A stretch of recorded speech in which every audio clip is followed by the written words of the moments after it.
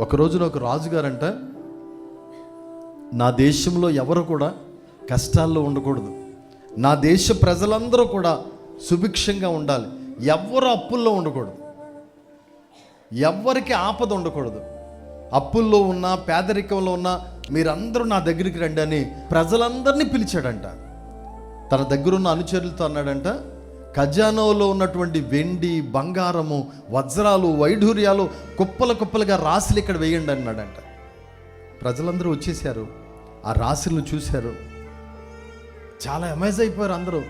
ఆ రాజుగారు అన్నాడంట, నా ప్రజలారా, నా దేశంలో బాధపడేవాడు ఎవడు ఉండకూడదు, అప్పులతో ఎవడు బాధపడకూడదు, ఇబ్బందులు ఎవరు ఉండకూడదు, మీరందరూ హ్యాపీగా ఉండాలి, సంతోషంగా ఉండాలి. అందుకని మీకు ఏం కావాలో అది మీరు పట్టుకెళ్ళిపోండి.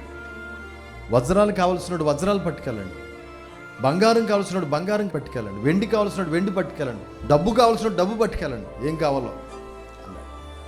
ఒక్కొక్కడు రాజుగారి నోట్లోంచి మాట రాగానే దూకేశారు కుప్పల మీదకి. వజ్రాలు ఎత్తేసుకున్నాడు ఒకడేమో చేతుకు అందినంత కట్టలు డబ్బులు పట్టిపోయాడు, ఒకడేమో బంగారం, ఒకడేమో రకరకాల వస్తువులు పట్టిపోతున్నారు. చివరకు ఒక్కడే మిగిలిపోయాడు. అందరూ పట్టుకుపోయారు సంతోషంగా.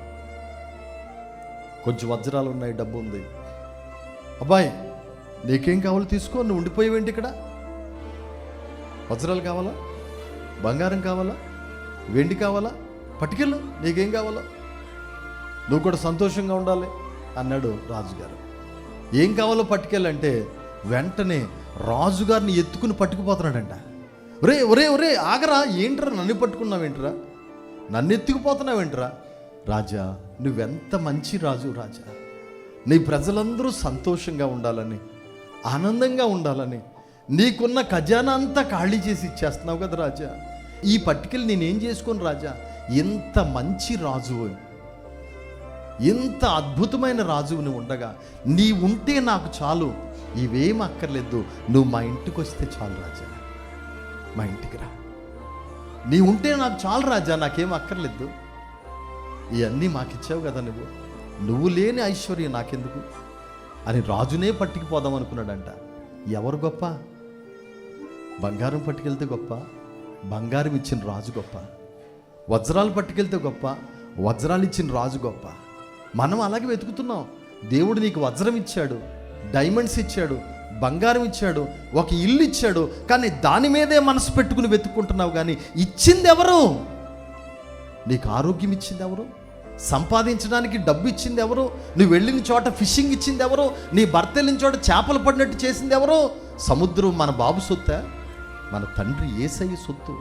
నీకులాగా 100 మలులు వల్లేస్తున్నారు, ఆ వల్లకు పడలేని చేపలు నీకు పడుతున్నాయంటే దేవుని అనుగ్రహం నీ మీద ఉంది, దేవుని కృప మీ మీద ఉంది. అలాగే మీరు వెళ్ళిన చోట ప్రతిఫలం వస్తుంది. మీ భర్త 10 రూపాయలు సంపాదించుకుంటున్నాడంటే అనుగ్రహం ఉంది. ఆ ఇచ్చిన దేవుణ్ణి వదిలిపెట్టేసి ఆ కుప్పలుగా ఎంత పట్టుకెళ్ళి పోగొట్టుకుంటే ఇంటికి సుఖమే ఉంది? ఎంత పట్టుకెళ్తే సుఖం ఉంది నాన్న? వజ్రాలు వైడ్యూలు పోగొట్టావు, నీ ప్రాణం పోగొట్టుకున్న తర్వాత పక్కోడికి ఇచ్చేసి వెళ్ళిపోతావు, నీ తర్వాతోడికి ఇచ్చేసి ఏం ప్రయోజనం? ఆ యేసయ్యనే పట్టుకెళ్ళిపోతే, యేసయ్యనే మోసుకుపోతే, ఆయన నిన్ను ఎన్నడు విడవను ఎడబాయను, మోషేకు తోడైనట్టుగా నీకు తోడై ఉంటాను. ఏ మనుష్యుడు నీ ఎదుట నిలవలేడు, నువ్వు అడుగు పెట్టే ప్రతి స్థలాన్ని నీకు ఇస్తానన్నాడు ఆయన. ఆయన్ని పట్టుకెళ్ళిపోవాలి మనం, ఆయన్ని మోసుకుపోదాం మనం.